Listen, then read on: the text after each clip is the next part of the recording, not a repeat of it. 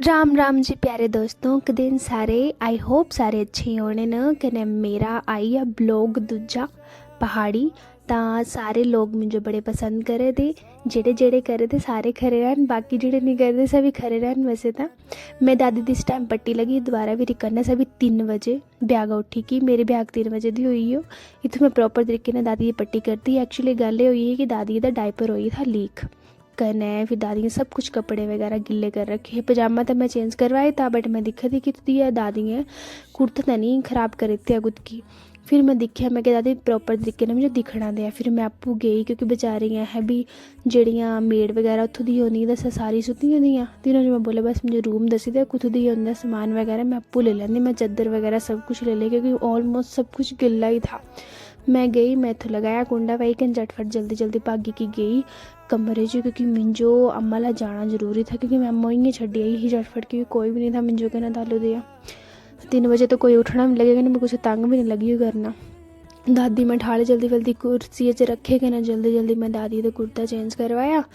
फिर मैं सोचू भगवान इतने बारी गिल्ली हुई है दादी, मैं तो हैरान ही होगी दिखी कि जल्दी जल्दी मैं चद्दर कितनी अम्मा बोले कि थोड़े पकड़ा कमला वगैरह रखने तो मैं रखने कुथू। फिर ही जल्दी जल्दी मैं सब कुछ किया। फिर मैं दादी के जो बोलिया कि बस मैं हूँ कंबल थोड़े बिछाई दी कि थोड़े ठंड नहीं लगनी है। फिर मैं बोलिया अम्मा चला चला जल्दी जल्दी जोर लगा, मुझे भी लगी नींदर तो जल्दी करा धुआं भी। फिर मैं दादी दे एक्चुअली ना दोनों साइड दादी का ऑपरेशन होया। एक साइड तो पहले जंग बनी ली, हूँ दूजे साइड चूड़ा बनी लिया। तो बस अपनी दादी को संभाली के रखा सारे क्योंकि मेरी दादी ने अपना कर लिया काम खराब, तो तू अपनी दादी संभाली के रखने हो। इतनी दादी मैं बोले कि दादी सोई जा हूँ। दादी बोल ना उठिया उठिया हूँ ब्याग हुई। मैं क्या दादी 3 बजे दे हाली तक कोई ब्याग नहीं हुई है, सोई जा तू जल्दी जल्दी। फिर उसके बाद दादी मैं डकाए डुकाए कन लगाया मैं लोग दादी पे ही नहीं आ क्योंकि बड़ा जरूरी है दादी ना क्योंकि दादी पौना लगी पो तो रात भी। उसके बाद मैं कितना लाइट बंद, इतों तो मैं सारे दादी के कपड़े कुपड़े खोली के रखी थे, चादर वगैरह सब कुछ इकट्ठा करी था। फिर मैं आई हद्दा थोड़ा मैं क्या हैंड वॉश तो कर लेंदी प्रॉपर तरीके ने क्योंकि ना जम्स वगैरह इतना कुछ पट्टी वगैरह कितने तो फिर थोड़ा मुझे भी बड़ा अजीब दे लगा। मैं क्या मेरे तो मन करे मैं इं सोई पर मैं ब्याह गई। फिर जल्दी जल्दी उठी 6 की बजे मैं दादी ये बोले मैं कि दादी ले हाथ मुँह धो लिया। फिर मैं दादी लगी तेल पाना करने। दादी मुझे बोलने लगी कि मिंजो तो गुत करनी है, पुट्ठी करनी है गुत, सीधी नहीं करनी है।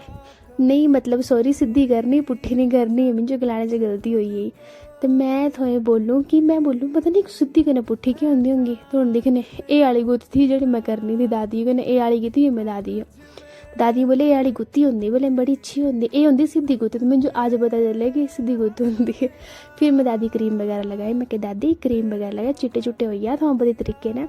फिर मैं थोड़ी रोटी खुआनी है, रोटी वगैरह खुआई थी। फिर मैं देखा बाहर धुप्प आई गई है प्रॉपर तरीके ने, कोई 7 की 8 बजे तक धुप्प अच्छी आई गई। तो मैं बोला मैं कि चलो गैलरी च बिठाई दी दादी जो क्योंकि इन्हें धुप्प लगाना बड़ा जरूरी। मैं दादी जो लेके आई 12 ते बाग करके ना दादी इत्थों लगी पाई बिल्कुल दौड़ना। दिक्खा कि चले कितने फास्ट चले। वैसे एक तो गल ये है कि दादी जो ना बड़ी ज़्यादा हिम्मत है मेरी।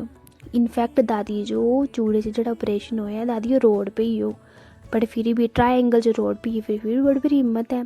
इत्थों दादी का पैलकना जो ऑपरेट होया हा सैड ही जगह है तित्थों दी। फिर मैं दादी पहले फ्रूट खुआया हा अंदर लेके। मैं क्या चलो पहले फ्रूट खुआई फिर मैं बाहर लेके आई। फिर दादी फिर मैं भी ट्यूब लगाई प्रॉपर तरीके ने क्योंकि ट्यूब लगाने थे जख्म जल्दी भरी आंदे। फिर उसके बाद मिंजो भी लगी थी भुख बड़ी ज़्यादा। मैं हॉस्पिटल बक्खी तो नान बनते कन्नै मेरा भाई बोलिया बोले बड़ी स्वाद बनने दीदी इत्थों चली गई बोले खाना। मैं भी आई गई बट मेरी ना नाना खाए की बड़ी बुरी हालत हुई है क्योंकि हाँ नान जेह्ड़े इतना मैदा होंदा नहीं खाना चाहिए भाई, बट मैं खाई लिया गलत हुई है मुझ ते। हूँ मैं तो चली पई है, मम्मी आई है, मम्मी डैडी आई है दोनों जने। तां मैं बोले मम्मी थोआं संभाला हूँ दादी कन्नै मैं चली करेओ। मुझे बड़े दिन होई है हूँ तां बस मैं दादी कीती बाय, मम्मा जो कीती किसी विसी ते चली फिर मैं घरे हो। तां मिलदे नेक्स्ट ब्लॉग च। मेरी वीडियो लाइक करा शेयर करा कमेंट करा बाय।